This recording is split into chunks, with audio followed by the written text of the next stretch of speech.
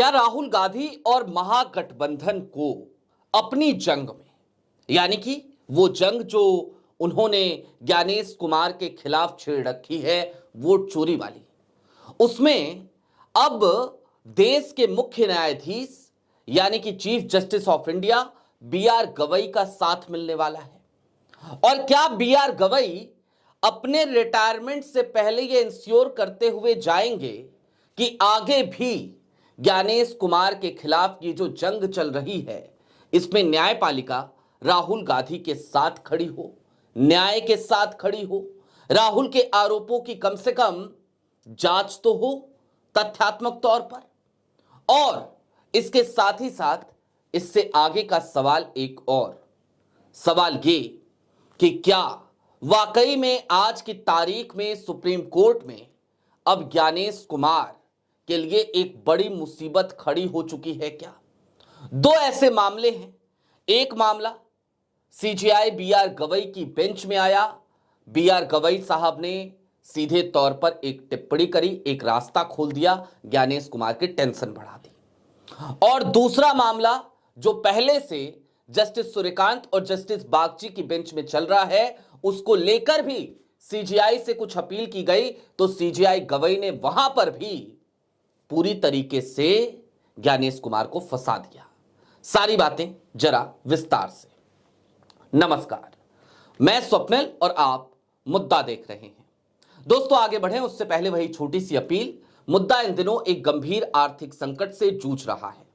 एक तरफ हमारे मेन बैंक अकाउंट्स फ्रीज चल रहे हैं, तो दूसरी तरफ हमारे 28 साल पुराने चैनल को हमसे लंबे समय तक छीन कर रखा गया था। ऐसे में डे टू डे ऑपरेशंस में मुद्दा को काफी मुश्किलों का सामना करना पड़ रहा है। लिहाजा आपसे गुजारिश है, यदि आप चाहें, यदि आप सक्षम हो, तो छोटी छोटी मदद मुद्दा की जरूर कीजिएगा। इसके लिए आप स्क्रीन पर दिख रहे क्यूआर कोड या फिर के नीचे दिख रहे यूपीआई नंबर का इस्तेमाल कर सकते हैं। अब आगे बढ़ते हैं। दोस्तों, एक प्रत्याशी आरजेडी की श्वेता सुमन, उनका नामांकन रिटर्निंग ऑफिसर के द्वारा रद्द कर दिया जाता है। और रद्द किया जाता है यह कहते हुए कि वो बिहार की निवासी नहीं है और शिकायत किसी और ने नहीं, बल्कि भारतीय जनता पार्टी के कैंडिडेट ने शिकायत करी थी। उनके शिकायत को आधार बनाते हुए रिटर्निंग ऑफिसर ने नॉमिनेशन रद्द कर दिया। श्वेता सुमन पहले पटना हाई कोर्ट पहुंची, अर्जेंट हियरिंग हुई, लेकिन जब भी चुनावी नोटिफिकेशन जारी हो जाते हैं तो फिर एक ढाल की तरह काम करता है फैसला मद्रास का। मद्रास हाई कोर्ट का एक फैसला था, वो फैसला सुप्रीम कोर्ट में भी पहुंचा था। मामला था 1952 का, और उसमें सुप्रीम कोर्ट ने एक ऐसी बात कही थी जिसने कुल मिलाकर एक ढाल की तरह काम किया है आज तक चुनाव आयोग के लिए। एन पुन्नुस्वामी बनाम रिटर्निंग ऑफिसर। और इस मामले में सीधे तौर पर सुप्रीम कोर्ट ने कहा था कि चुनावी नोटिफिकेशन जारी हो जाने के बाद हम किसी भी तरीके की ऐसी दखलंदाजी नहीं करेंगे जिससे कि चुनाव प्रभावित हो। लेकिन सीजेआई बी आर गवई ने यहीं पर एक रास्ता निकाल दिया है। क्या रास्ता निकाला है, उस तरफ चलेंगे, क्योंकि श्वेता सुमन का case CJI B R Gavai साहब की बेंच में ही पहुंचा। जब सुप्रीम कोर्ट में पहुंचा, हर जगह पर खबर आई कि श्वेता सुमन को झटका लगा, श्वेता सुमन की याचिका खारिज हो गई। लेकिन सीजेआई बी आर गवई ने क्या कहा वो बहुत मायने रखता है। उन्होंने सिर्फ कहा नहीं, बल्कि उन्होंने एक रास्ता खोल दिया। बात सिर्फ श्वेता सुमन की नहीं है। इस इलेक्शन के बाद, बिहार चुनाव के बाद, 14 नवंबर की तारीख के बाद ज्ञानेश कुमार की मुसीबतें और ज्यादा बढ़ेंगी, ऐसी बात कही है सीजेआई बी आर गवई ने, और ऐसा एक रास्ता खोला है सीजेआई बी आर गवई ने। उस पर बात करेंगे, लेकिन उससे पहले एक और जानकारी। प्रशांत भूषण एडीआर की तरफ से हमेशा आप जानते हैं वो दलीलें रखते हैं। पूरे देश में एसआईआर का नोटिफिकेशन जारी हो गया, एसआईआर चालू हो गया, और ऐसे में प्रशांत भूषण ने सीजेआई बी आर गवई से अपील कर अपील ये कि जनाब, पूरे देश में एसआईआर हो रहा है, बिहार में एसआईआर जो चल रहा था उसकी अभी देखिए सुनवाई अभी भी अधर में लटकी है। सीजेआई बी आर गवई ने तुरंत ही एक बात कही।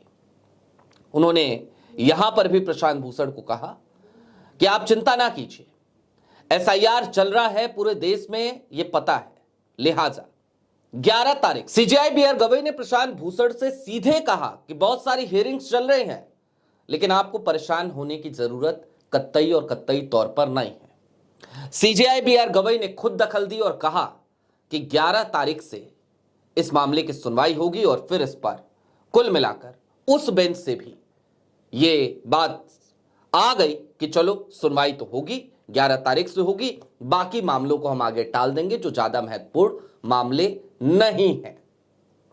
अब जाहिर सी बात है कि जब सीजीआई की तरफ से ही ये कह दिया गया कि भाई आपको सुनना है, सुप्रीम कोर्ट को ये मामला सुनना है, तो फिर जस्टिस सूर्यकांत अभी वुड बी सीजीआई हैं, अभी वो सीजीआई नहीं है। कुल मिलाकर एक दबाव ज्ञानेश कुमार के ऊपर बनता हुआ नजर तो आ रहा है, लेकिन क्या यह दबाव रिटायरमेंट के बाद भी कायम रहेगा? अब यहां पर सीजेआई बी आर गवई ने श्वेता सुमन के केस में क्या कहा है वो आपको जानना चाहिए। सीजेआई बी आर गवई ने सीधे तौर पे कहा, एक रास्ता खोलते हुए, कि कानूनन अपने अधिकारों का आप प्रयोग करें, सुप्रीम कोर्ट आपको इसकी इजाजत देता है। अभी हमारे साथ बिल्कुल वो समस्या जरूर है पुन्नू स्वामी बनाम रिटर्निंग ऑफिसर वाले केस की, लेकिन आपके अधिकार बाधित नहीं होने चाहिए। लिहाजा चुनाव बीत जाने दीजिए, नतीजे आने दीजिए और उसके बाद आप इलेक्शन पिटीशन लेकर हमारे पास आइए और हम इस मामले पर सुनवाई करेंगे।